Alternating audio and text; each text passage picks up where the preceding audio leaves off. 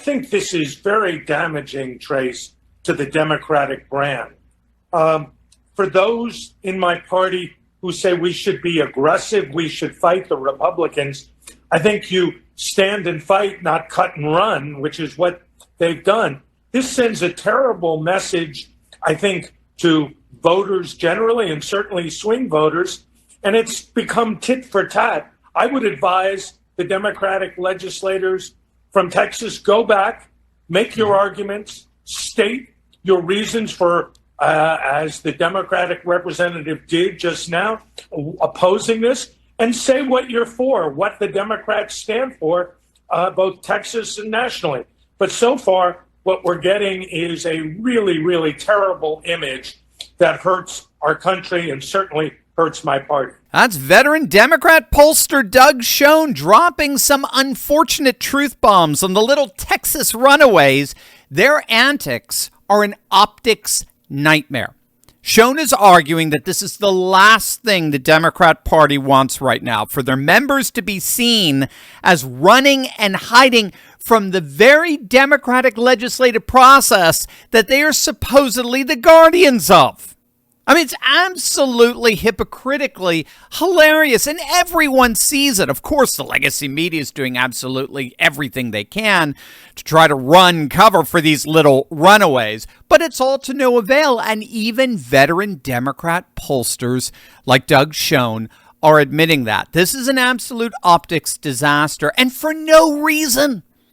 That's what's so utterly bizarre in all of this. This is one of the most incredible unforced errors I think I've seen the Democrats commit up to this point. What the Democrats are pulling here is absolutely futile. What's so essential for us to get is that the Democrats' redistricting antics are simply, finally, boomeranging on them. And not just with Texas redistricting, but we are actually seeing 3 layers or waves of redistricting dynamics that are all converging together as we speak. This is literally a perfect storm of redistricting that not only no amount of performative outrage annex can thwart, but it will, there's no way around this, it will permanently exile the Democrats from federal power for the rest of the century.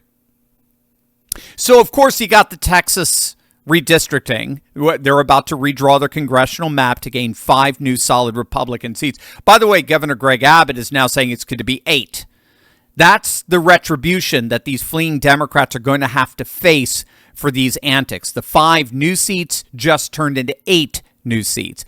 But it's not just Texas. The Florida Supreme Court just upheld DeSantis' congressional map from 2022, giving Republicans a 20-8 advantage. So it looks like we're picking up 4 to 5 more seats in Florida. And guess what? That's all just the tip of the iceberg. Ohio is redistricting to pick up 2 to 3 more Republican seats. Missouri looks like they're about to redistrict to add another seat or 2. Indiana, Louisiana, North Carolina, they're all looking to add another GOP seat or 2. But that's nothing, absolutely nothing compared to what the Supreme Court just announced. We reported on this last week. The Supreme Court has signaled that they are about to finally and decisively end race-based gerrymandering forever, which means in many respects the end of the Democrat Party. So if you don't know, back in 1986, there was a Supreme Court case called Thornburg versus Gingles. And it basically the Supreme Court bought into this Democrat notion of vote dilution, okay? Vote dilution is a legal concept that Democrat activists came up with, where they convinced the courts that the democratic participation of a minority group is actually weakened or rendered ineffective through the way electoral districts are drawn. Meaning, I'll translate that for you. I'm just going to be blunt because this is exactly what the Supreme Court is signaling right now. Meaning that there are just too many white people in the district. If there are too many white people in the district, then minorities can never end up represented by the candidates that they want. The white vote will always dilute the minority vote. Now, I know it is utterly astonishing that that argument actually won the day back in 1986, but it did.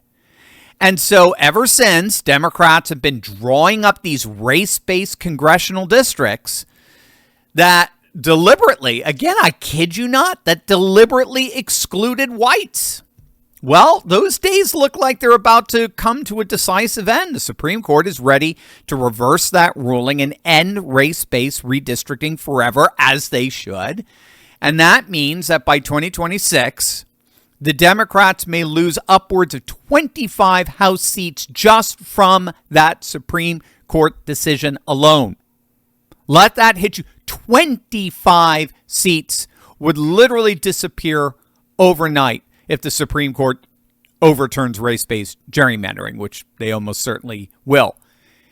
Nearly half those seats, 11 or so, would be in the South alone. The Democrat Party, in terms of congressional representation, would literally go extinct in the South as a result of this overturning. Now, if your math ain't so quick, that means 25 seats. That means that the Republican Party would be going into every single congressional election from this point forward, every 2 years, with a baseline of at least 230 safe seats. You only need 218 for the majority. So this is why all the antics in the world from these little runaway Democrats in Texas don't matter the slightest, even if they were successful in completely shutting down Texas redistricting.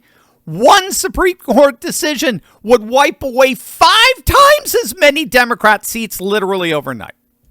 But it gets even worse than that. So you got the red states redistricting. You got the Supreme Court eventually overturning race-based redistricting. But then, as just days ago, you had the Trump administration announcing the Commerce Department will conduct a new, highly accurate census using data from the 2024 election, which explicitly omits undocumented migrants from the census. So, blue states, especially California, Illinois, New York, they've got inflated congressional seat numbers and electoral college votes, largely thanks in part to millions upon millions of undocumented residents and illegal migrants boosting their numbers. Trump is commissioning a new census that will bring those inflated days to a decisive end. Analysis from major redistricting experts and recent projections suggests removing non-citizens from the census could shift literally dozens of seats from traditionally blue states to red states. California alone would lose 4 House seats. New York would lose 2. Red states like Texas, Florida, Montana, they'd gain seats. Texas gains 4, Florida gains 4, Montana gains 1, Idaho gains 1. There are a number of other red states. They all gain. So we're looking at Republicans gaining upwards of about 14 seats just from a new census, making it virtually impossible for Democrats to retake that house. Look at Democrats can't retake the House with redistricting. They can't retake the House with the Supreme Court overturning the VRA, the Voter Rights Act, and they can't take the House with a new census. I mean, just with the new census, California would drop from 52 seats to 48, their lowest representation in modern political history.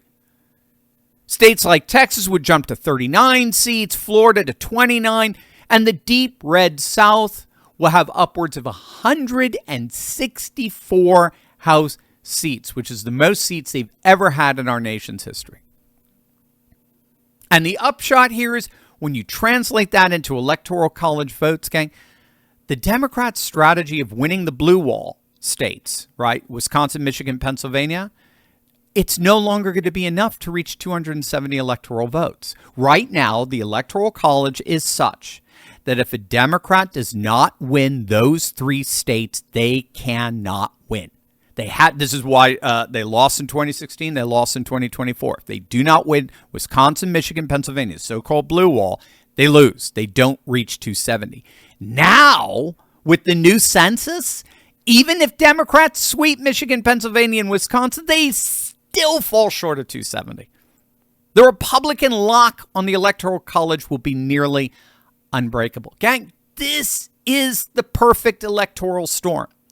Redistricting, Supreme Court decisions, and a new mid-decade census, I'm getting so excited, census, would all utterly decimate Democrat power federally for literally the rest of the century. These little Texas runaways think they're holding up redistricting. All they're doing is demonstrating for all to see how the Democrat Party itself is about to go into a permanent political exile. What do you think? I want to read your comments. What do you think? Do you think we'll finally be able to shut out these Democrats once and for all from federal power? If just one of those three dynamics happens, I think the answer is yes. Let me know what you think. And of course, as always, make sure to smack that bell and subscribe button for breaking news and analysis you're not going to hear anywhere else. I love you guys. God bless.